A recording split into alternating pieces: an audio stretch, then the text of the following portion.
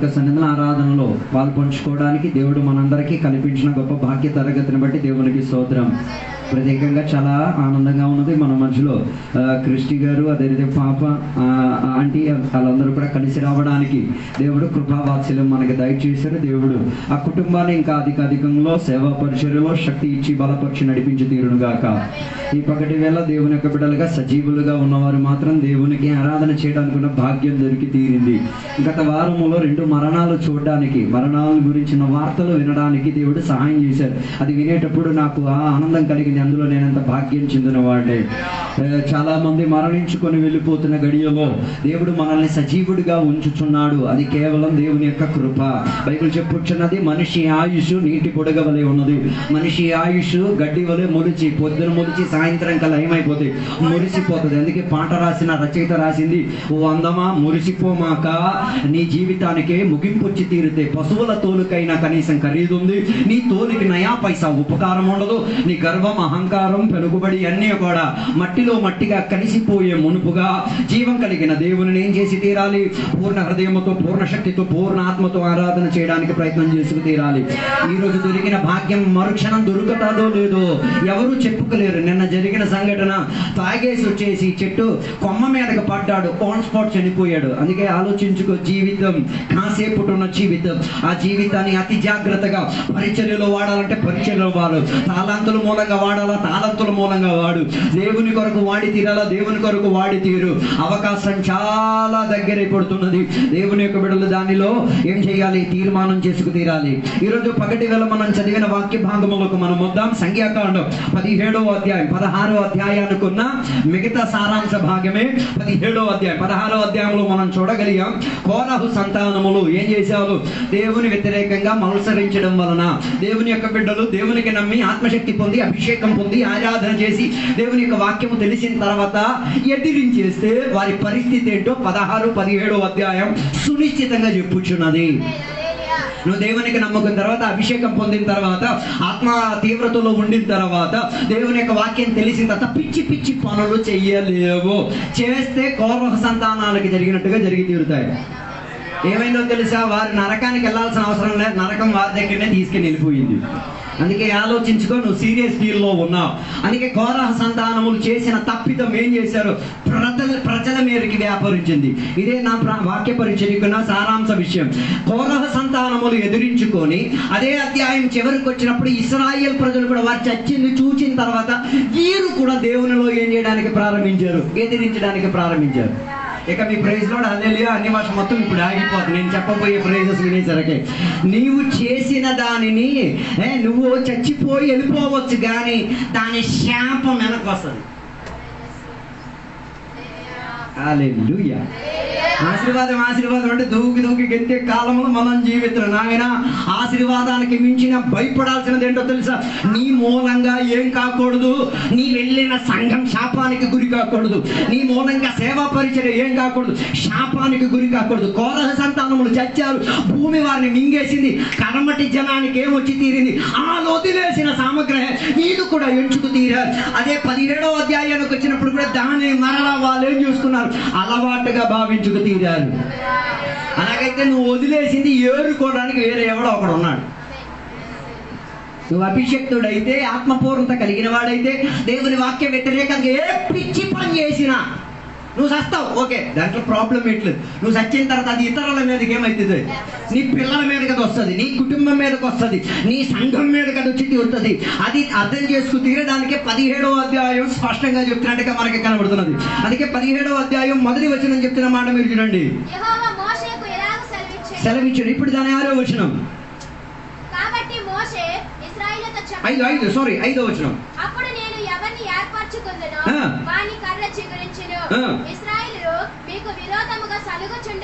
ఈ మాటలు చెప్పింది ఎవరు తెలుసా? అయ్యగారు చెప్పిన విషయం కాదు. స్వయాన దేవుడు చెప్పిన ఒక మాట. దాని అర్థం అయ్యగారు చెప్పినా కూడా వినని కొందరు ఉన్నారు. వారికి చివరికి ఎవరు చెప్పాల్సిన బాధ్యత వచ్చింది? దేవుడు చెప్పాల్సిన బాధ్యత వచ్చింది. నీ యొక్క దొరికిన అవకాశం వాక్య పరిచర్య ద్వారా దేవుడు నీకు క్రమపరిచి తీరడానికి అవకాశం ఇచ్చాడు. పాస్టర్ గారి మీద దగ్గరించి ఎదిరి తిరగడం కాదు. దేవుడు మాట్లాడాడు అనుకో, నీ పరిస్థితి గందరగోళం అయిపోతుంది. నీ పరిచర్య నీ చేతుల నుంచి ఉడిపీకబడి తీరుతుంది. నువ్వు అంతకాలం దేవునికి సేవించిన తీవ్రత మరి నీవేం చేయలేవు, కొనసాగించుకు తీరలేదు. అందుకే సంఖ్యాకాండం 17వ అధ్యాయంలో సుమారు 4-5 రీతి కలిగిన పాపాల గురించి వ్యక్తముగా అక్కడ రాయబడినట్టుగా మనకి కనబడుతున్నది. ఒకటి, వారు ఏం చేశారు? సనుకులాడడం ప్రారంభించారు. ఎందుకు సనుకులాడేది? దేవుని మీద విశ్వాసం లేకపోతే ప్రజలు సనుకులాడి తీరుతారు. దేవుని యొక్క వాక్యం మీద స్థిరత లేకపోతే సనుకులాడడానికి ప్రారంభించి తీరుతారు. సనుకులాడేసి ఏం చేస్తారో తెలుసా? ఈయనే ఉన్నాడో పరిచయం చేసేది, ఈయనే ఉన్నాడో అభిషేకుడు, ఈయనే ఉన్నాడో ఆరాధన చేయగలిగిన, నేనేం చేయలేదు, నువ్వేం చేయలేవా చేస్తావు అన్నది చరిత్ర రుజువు పరిచి తీరుతుంది. అప్పటి వరకు మిగలగలిగే ఆత్మీయతతో నిలబడగలిగి తీరుతూ దేవుడు నీకు సహాయకుడిగా ఉండి తీరుతాడు. అందుకే దేవుని యొక్క బిడ్డలారా, దేవుని యొక్క బిడ్డల్లో ఏముండకూడదు? సనుకులాడే స్వభావం ఉండకూడదు. పాస్టర్ గారితో ఏదైనా మాట్లాడాలా మగాళ్ళగా నేరుకు నేరు వచ్చి మాట్లాడు. ఈ కాలంలో కొందరికి పురుషులా ఆడదా తెలియదు, అలా మాట్లాడరా బాబు. ఆత్మిక పరిపక్వత పొందిన వారైతే ఏదైనా తప్పిదం ఉంటే సానుకులాడడం కాదు, నేరుకు నేరుగా వచ్చేం చేయాలి. అయ్యారు ఫలానా విషయం నాకు నచ్చలేదు, ఫలానా విషయంలో నాకు ఒప్పందం కుదరట్లేదు, ఫలానా విషయం వాక్యానికి ప్రోత్సాహపరచట్లేదు, నువ్వు ఒప్పుకో. పురుషులను తయారు చేయడానికి సంఘం ఏర్పరచబడింది. పరిశుద్ధ కన్యకను ఏర్పరచడానికి సంఘం దేవుడు ఏర్పరిచింది. నాతో ఉన్నారో లేదో నాకు తెలియట్లేదు. దేవుడు మనకి వరుడుగా ఉన్నది. ఆత్మీయత పరిపక్వత పొందిన జనం దేవునికి కావాలన్నా మానదండ దేవునికి ఉంది. హల్లెలూయా. అందుకే వారు దేవుని ఏం చేయడానికి ప్రారంభించారు? సేవకుల పైన సనుకులాడడం ప్రారంభించి తీరే. నీకు ఇవ్వబడలేని దానిని వేరొకడికి మీరు ఇచ్చేస్తేనే ఈ అలవాటు బయటకు వచ్చేది. సనుకులాడిన తర్వాత సైలెంట్గా ఉంటారా? సైలెంట్గా ఉంటారు, ఎదురిస్తారు. ఎలాగెదిరిస్తారు? ఎలాగెదిరించాలో ఎదిరిస్తారు.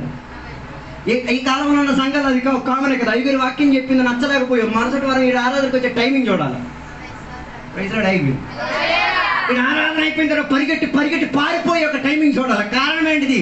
స్వభావం ఏమొచ్చింది? ఎదిరించే స్వభావం వచ్చింది.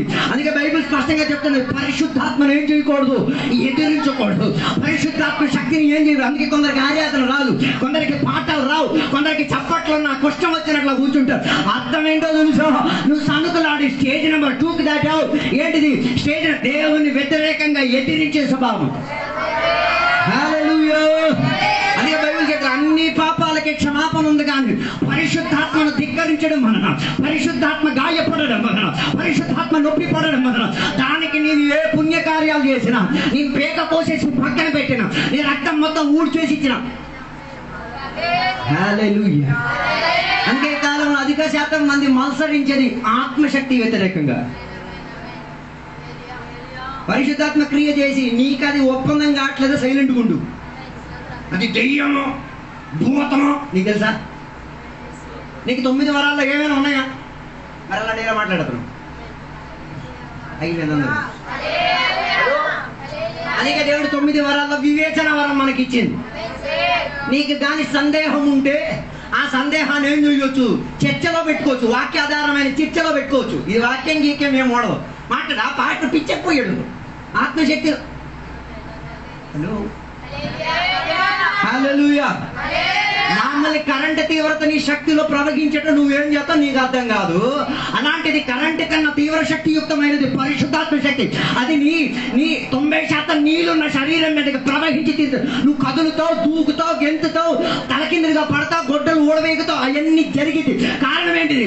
ఆత్మశక్తి దిగడం, నీ శరీరం దాన్ని స్పందించడం.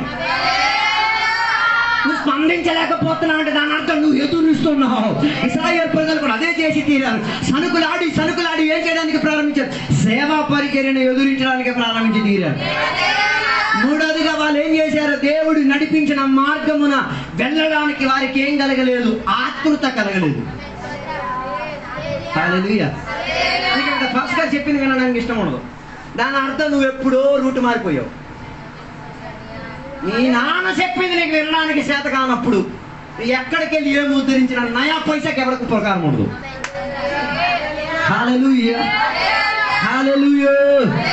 కొందరికి పాస్టర్ గారు చెప్పింది నచ్చటలేదు. ప్రాబ్లం ఏంటిది?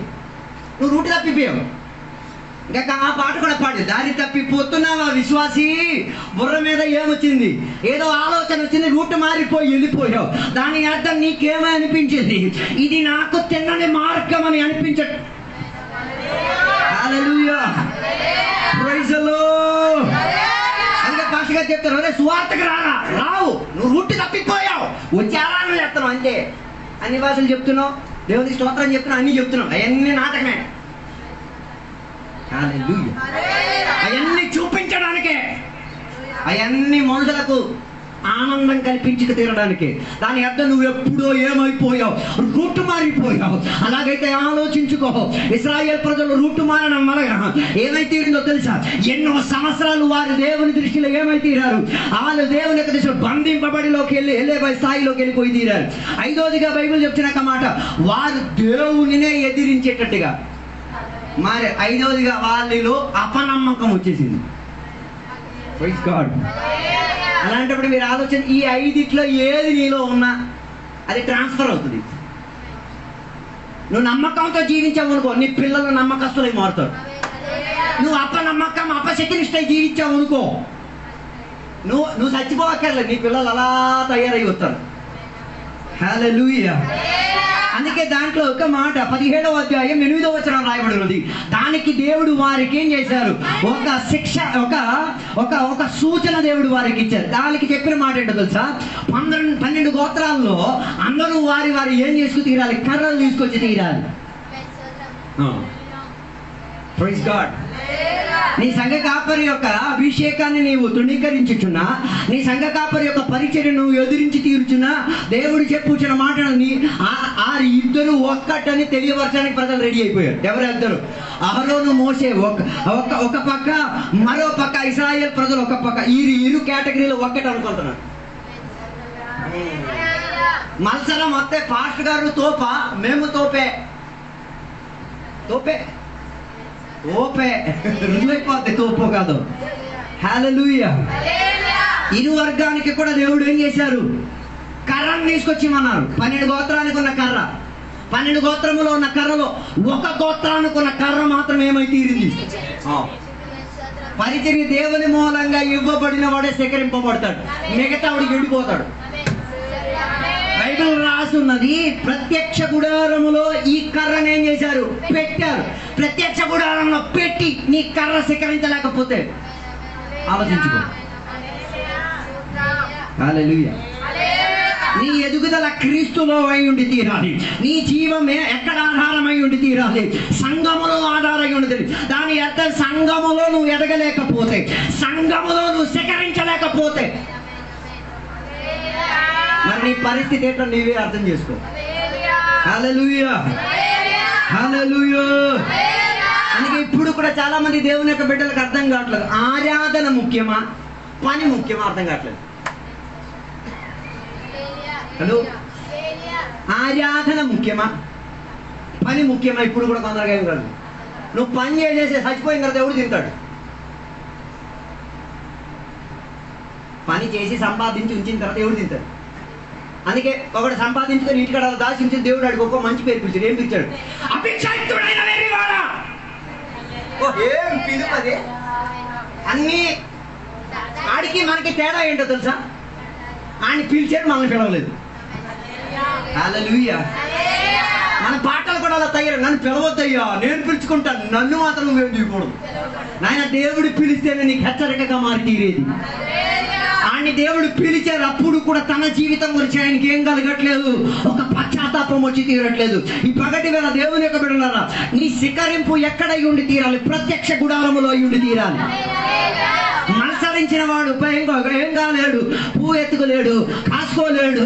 ఎదిరించిన వాడు, సందేహపడిన వాడు, దేవుని యొక్క త్రోవను విడిచిపెట్టిన వాడు, దేవుని మీద అపనమ్మకం పెట్టినవాడు ఏం చేయలేడు? సంఘములో ఎదుగుదల పొందలేడు. హల్లెలూయా, హల్లెలూయా. అలాగైతే నీ ఎదుగుదల సంఘం మూలంగా రావాలి. అందుకే బైబిల్ రాసినది, దేవుడు అందరికి తలాంతులు ఇచ్చారు. ఒకడికి 5, ఒకడికి 3, సారీ, ఒకడికి 2, ఒకడికి 1. ముగ్గురికి ఏం చేశారు? వారి స్తోమత చప్పున వారికి ఏమి ఇవ్వబడింది? తలాంతులు ఇవ్వబడింది. ఇవ్వబడిన తలాంతులను ఇరు వర్గాలు ఏం చేసి తీరారు? దానిని డబల్ చేశారు. హల్లెలూయా. దాని అర్థం డబలింగ్ చేసే శక్తి, అభిషేకం నీ తల మీద ఉంది. అర్థం కాలేదు? శక్తి కావాలి, ఏం అక్కర్లేదు, నీ మీద పడు ఉంది. దానిని ఏం చేయాలి? అలవాటు చేసుకోవాలన్నా, అభ్యాసంలో తెచ్చుకురావాలంటే నీకెక్కడ? ప్రత్యక్ష గుడారముతో అంటుండి తీరాలి, దేవుని వాక్యముతో అంటుండి తీరాలి, దేవుని ఆత్మశక్తితో నీకు అంటుండి తీరాలి, దేవుని సమాజముతో. కొందరు చర్చికి దేనికి పనికిరారు. వై? తలాంత్ ఉంది, ఉపయోగం లేదు. ఆ ఒక్కటి దొరికినోడు ఏం చేశాడు? మనోళ్ళు కూడా అలాగే బాధ పెడుతున్నారు. సువార్త నీ ఆత బాధ పెట్టావు, ఉపవాస గుడికి నీ ఆత బాధ పెట్టావు. ఇప్పుడు అభిషేకం రావాలి, అన్ని వాటిలో ఆరాధన ఇప్పుడు చేయాలి. ఇది లేదు కదా మనకి. హలో, ఇంటికాడకి వెళ్ళినప్పుడు అన్ని భాషలు ఉండవు, ప్రార్థనలు ఉండదు, ఏమి ఉండదు.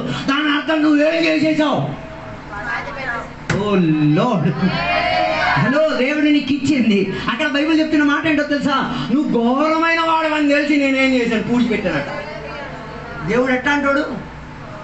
విత్తనం వెయ్యని చోట్ల కోత కోసేవాడని తెలిసినట్టు ఇంటికి. నువ్వు దేవుని ప్రశ్నించడానికి నువ్వెవరు? హలో, దేవుని బిడ్డలు దేవుని ప్రశ్నించొచ్చా? మీ ఊర్లో ఉన్న మెజిస్ట్రేట్కే ప్రశ్నించడానికి నీకు కూడి తీయడం చాలదు. అయిపోయింది అందరూ. మీ స్టేట్లో ఉన్న సీఎంనే ప్రశ్నించడానికి అధికారం నీకు రాదు. మోకాలు కొట్టుకుంటుంది. 3 లోకానికి చక్రవర్తి, పరలోకానికి, భూమి కిందకి చక్రవర్తి. ఆయనకి ప్రశ్న నువ్వెవడివి? గత రోజుల దేవునికి అడిగావు కదా, ఎందుకు నాకు ఈ అప్పు వచ్చింది, ఎందుకు ఈ బాధ వచ్చింది, ఎందుకు ఈ శ్రమ వచ్చింది? దేవునికి ప్రశ్నించడం కాదు, పరిహార పరుచుకు తీరడానికి నువ్వు తయారై ఉండి తీరాలి. అడగాలి దేవునికి, దేవా ఇచ్చింది ఎక్కడైనా పొరపాటు జరిగిందా? హల్లెలూయా. నాకు సంఘం ఇచ్చి నేను ఎదగలే, ఆత్మశక్తి ఇచ్చి నేను ఎదగలే, దేవుని యొక్క సేవకులు ఇచ్చి నేను ఎదగలే. పొరపాటు ఎక్కడ జరిగింది? క్రమం చేయడానికి నేను రెడీ. అలాగైతే శిఖరింపు చేయడానికి దేవుడు రెడీ. హల్లెలూయా. క్రమపరచడానికి నువ్వు రెడీ అయితే, శిఖరించి పువ్వు కాయించడానికి దేవుడు రెడీ. హల్లెలూయా. ఈ కాలంలో సంఘం ఎండిపోయే చర్యలో వెళ్తుంది కదా. ఈ కాలంలో సంఘం ఒక కర్రగా మిగిలిపోయింది కదా. వాటి మీదకి దేవుని యొక్క తీవ్ర శక్తి, వాటి మీదకి దేవుని యొక్క సాన్నిధ్యత, వాటి మీదకి దేవుని యొక్క వాక్యములో ఉన్న తీవ్రత ఈ పగటి వేళ ఆ ఎండిపోయిన కర్రకి శిఖరించుకు తీరేంతటిగా, అది ఒక పరిచర్యగా మారి తీరేంతటిగా, అనేకులకు యేసయ్య దగ్గరికి వచ్చి తీరడానికి అవకాశంగా మారి తీరుతున్నది. హల్లెలూయా. Praise the lord. అహరోను కర్ర మాత్రం ఎంచబడడానికి ఉన్న కారణం ఏంటో తెలుసా? అహరోను యొక్క కర్ర మూలంగా శిఖరించుకు తీరడానికి, యేసయ్య జన్మించుకు తీరడానికి. హల్లెలూయా. నేడు అహరోను ద్వారా కాదు మనం శిఖరించేది, నేడు యేసయ్య ద్వారా మనం శిఖరించి తీరేది. అందుకే దేవుని యొక్క మత్తయి సువార్తలో రాయి, మీరు భూదిగంతములకు వెళ్ళి ఎక్కడి నుంచి ప్రారంభించి, నీ గడప దగ్గర నుంచి ప్రారంభించి ఎంత దూరం వెళ్ళావు ఈరోజు ఒకసారి కొలత ఎట్టుకో. ప్రార్థన కావాల్సింది, సువార్తకి పంపు నువ్వు వెళ్ళు. యెషయా గ్రంథం 6వ అధ్యాయంలో అత్యున్నత దేవుని యొక్క సింహాసనాన్ని చూచిన తర్వాత, దేవుని సమావేశములను ఆరాధన చూసిన తర్వాత, దేవదూతలను చూసిన తర్వాత వీడికి అర్థమైపోయింది నేను వెళ్ళాలని. హలో, అది చూస్తే వెళ్ళాలని తెలుస్తుంది. ఏది చూస్తే? కొందరికి బంగారం చూస్తే వెళ్ళాలనిపించదు. నిన్న దుబాయ్లో బంగారం రేటు తగ్గిపోయింది, కుక్కల్లాగా మోజులు వచ్చేసారు. విశ్వాసాలు కూడా మోసుకొని వేసుకొని వచ్చి కూర్చున్నాం. భలే నచ్చింది నాకు. అది చూసినప్పుడు ఏంటి, మట్టి కోసం బంగారం వదులుకోలేకపోతున్నాడు. హల్లెలూయా. దాని అర్థం నువ్వు బంగారం ధరించుకోమని నేను ప్రోత్సహించను. నేను వెళ్ళే ఇంట్లో గచ్చులో నేను నడిచి వెళ్తాను. నా పాదములో ఉన్న ధూళి మొత్తం అంటిద్ది. నాకు చెప్పులు ఉంటే చెప్పుల్లో ఉన్న మొత్తం దరిద్రం అంటుంది. దానికోసం కొట్టుకోవడానికి అక్కడికి రావద్దు ప్లీజ్. రావద్దు. అక్కడ కొత్త మీదల్లా నీకు బంగారం మీదే. అవి వదిలేసిన తర్వాత ఆ ఇంటి దగ్గరికి వచ్చామనుకో 12 రకాలైన రత్నాలు ఆడ కుళ్ళు ఇంకా సావాలి. ఈ ఇటుకలు చూసేసరికి మరీ కుళ్ళిపోతాం. మరి అక్కడికి ఏం ప్రయోజనం నాకు అర్థం కాదు. హల్లెలూయా. యథార్థ దేవుని యొక్క బిడ్డలు బంగారం మీద ఉన్న ఆశలు వదులుకోవాలి. అది కష్టం. అది కష్టమైతే అటు వెళ్ళడం కూడా కష్టం. మరి అది ఎవరికి చెప్పుకున్నా చెప్పుకో. హల్లెలూయా. కొందరు బంగారం వదిలేశారు. బంగారానికి రెప్లికేట్ ఉన్న ఏదో ఉంటుంది గుండె లోపల. హల్లెలూయా. Praise the lord. ఒంటె నిండా బంగారం తీశారు. బీరువాలో ఉందిగా. హలో. హల్లెలూయా. యేసయ్యను చూడడానికి వచ్చిన జ్ఞానులకి నీకు తేడా ఏంటిది? వాళ్ళు తెచ్చుకున్నా, నువ్వు తెచ్చుకోరాలేదు. వాళ్ళకి ఎవరైనా చెప్పారో తెచ్చుకురావాలని? బైబిల్ చెప్తున్న సుమారు 2 సంవత్సరాలు దీన్ని ఏం చేసుకున్నాను. మనం కాన్పులు దాచిపెట్టిందే తీస్తారు. 2 సంవత్సరాలు కూడా దాయలేదు. దాని అర్థం మేము కానుక పూజారులేం కావాలి. పరిశుద్ధత చెందింది ఇక్కడ పడతాయి చాలు. అపవిత్రమైన నీకు తెలిసినా మాకు తెలిసినా నువ్వే తీసుకెళ్ళిపో. హల్లెలూయా. నేను చెప్పొచ్చే మాట ఇదే. పరలోకమును చేరి చూడగలిగి తీరితే అక్కడున్న మోహాలేవి ఈ గుండె లోపలకి రాదు. అప్పుడు మీరు చెప్తారు, అయ్యగారు మీరు గొప్ప వాక్యాలు చెప్పేస్తున్నారు కదా, తప్పిపోయిన కుమారుడు ఇంటికి తిరిగి వచ్చినప్పుడు ఆడికి ఉంగరం ధరిపించేశారు. మరి దానికి మీరేం చెప్తారు? ఉల్లల్లా బిగారం ధరిపించారా? ఏదో ఒకటి ఉంటుంది కదా పాస్ గారిని పొడవడానికి. ఉంగరం ఇచ్చారు కదా తండ్రి అయిన దేవుడు, అయితే ఉంగరం పెట్టుకోవచ్చా? దానికి ఒక యూదుల బ్యాంక్ సిస్టమ్ చదవాలి. మన బ్యాంక్ సిస్టమ్ ఎలాగా? ఏటీఎం. మనం బ్యాంకులో బుక్ ఖాతా చేస్తే మనకేం దొరికింది? ఒక కార్డు దొరికింది. పిన్ కొడితే ఎక్కడికి వెళ్ళినా ఏం చేయొచ్చు. ఇలా గోపితే చాలు డబ్బు పర్రని వెళ్ళిపోద్ది. వాళ్ళ బ్యాంక్ సిస్టంలో ఎలాగ తెలుసా? ఉంగరం. ఆ ఉంగరంకి ప్రతి కుటుంబానికి ఒక గుర్తు ఉంటుంది. ఈడే కిరాణా షాప్కి వెళ్ళి ఏ సామాగ్రి కొనిన తర్వాత అక్కడ ఒక అంటించేది ఉంది, దానికి ఇలా అంటించేస్తే ఆటోమేటిక్ క్రెడిట్ అయిపోతుంది. దానికోసం ఆయనకి ఏం చేశారు? ఉంగరాన్ని ఇచ్చారు. అంతే తప్ప ధరించుకొని నువ్వు గొప్పడని చూపించుకోవడం కాదు. హల్లెలూయా. హల్లెలూయా. యథార్థంగా బైబిల్ రీతిలో అయితే ఆభరణాలు తీసే నీకు బాప్తిసం ఇవ్వాలి. మరి మన అయ్యగారు లిబరల్ కాబట్టి ఇచ్చేస్తున్నాడు. అలాగైనా బాగుపడాలి ఆయన. వీడు బాగుపడలేక ఎన్ని కట్టేసిన ఆరాధన చూడాలి.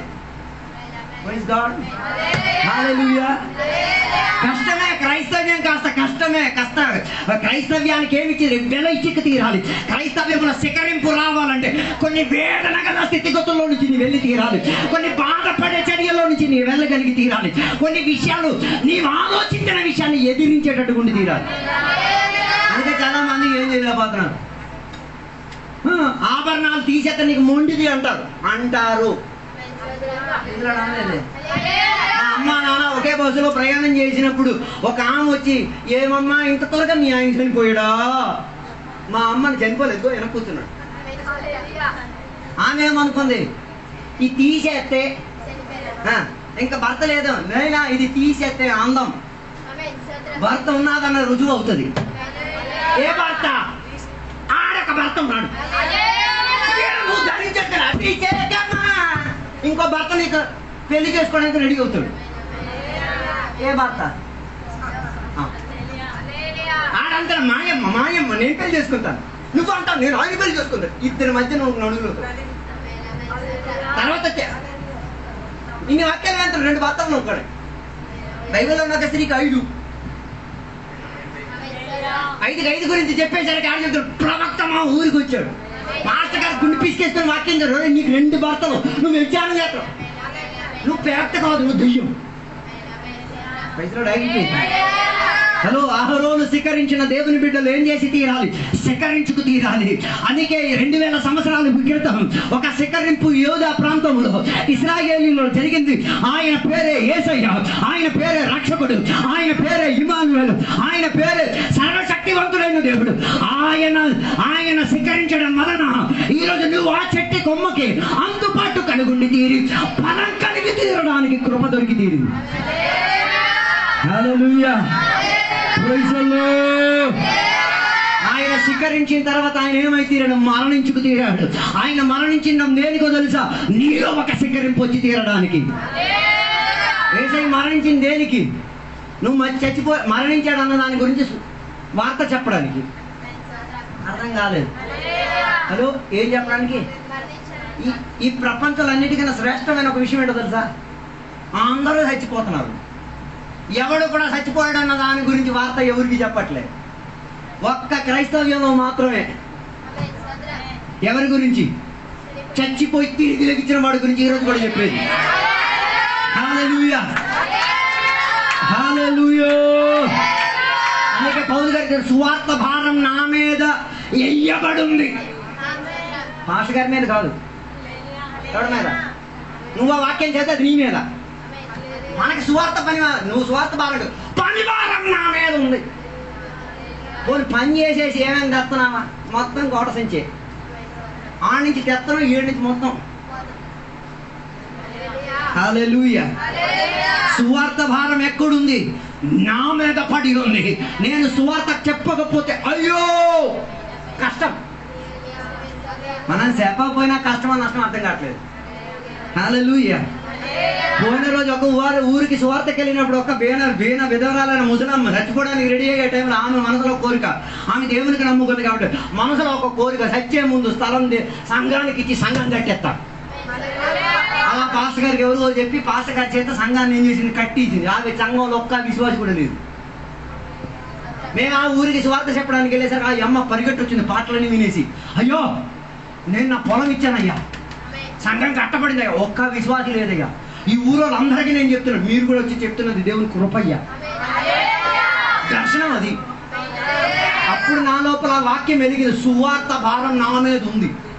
ఆ ముసలమ్మ 80 సంవత్సరాలు ఉన్న ముసలమ్మ నడవడానికి కూడా దిక్కులేదు. ఇలా కొరో కక్కేస్తుంది, ఉన్న కాండ్రేసి ఉమ్మల్లా పోసేస్తుంది. అయినా కూడా మనసు లోపల దేవుని కొరకు ఏదో చేసి తీరాలి, దేవుని సువార్త నిమిత్తం పొలం అయినా ఏంటి. హల్లెలూయా, ప్రైజ్ ది లార్డ్.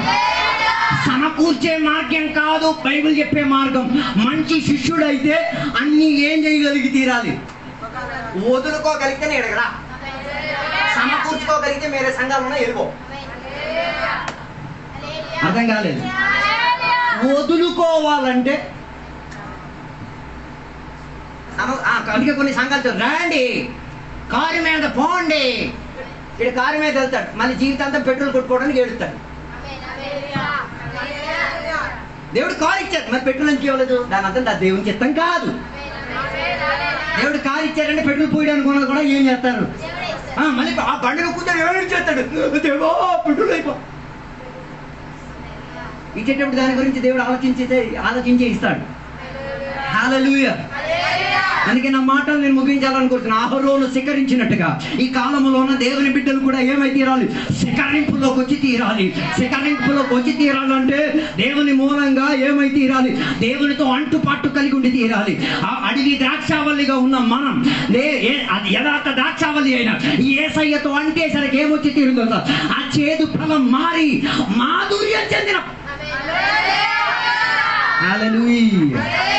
చివరి మాట, ఎందుకు మోషే అహరోనులను సనుగులాడి ఎదిరించడానికి ఉన్న కారణం ఏంటిది? శిఖరింపు జరిగింది కదా, ఫలం ఉంది కాబట్టి వాళ్ళు తెంపారు. అలాగా నిన్నందరూ వేదపరిచేది దేనికి? నిన్నందరూ గాయపరిచేది దేనికి? నీ మీద అందరూ నిందారోపణలు చేసే దేనికి? ఏదో ఫలం దొరుకుతుంది వాళ్ళకి, ఏదో శిఖరింపు నీలో జరుగుతున్నది. అది తెలిసిన దేవుని బిడ్డలు ఏం చేయాలి? దేవునికి స్తోత్రం చెప్పాలి. ఇంకా ఇంకా నువ్వు నా కోసం అలా చేయరా నాయన, ఇంకా నన్ను కొట్టిరా నాయన, ఇంకా నువ్వు నన్ను వేదన పరచరా నాయన, నేను శిఖరించి ఫలం కాసి తీరుతా. అలా ఫలం కాసిన చెట్టుగా సాక్ష్య వృత్తిలో నిలబడి తీరుతా. చివరికి అధ్యాయం ముగించేటప్పుడు బైబిల్ చెప్పేది ఇది చరిత్ర కాలం మొత్తం తెలిసేటట్టుగా ఈ కర్రను ఏం చేయండి? అలాగే ఉంచండి. హల్లెలూయా.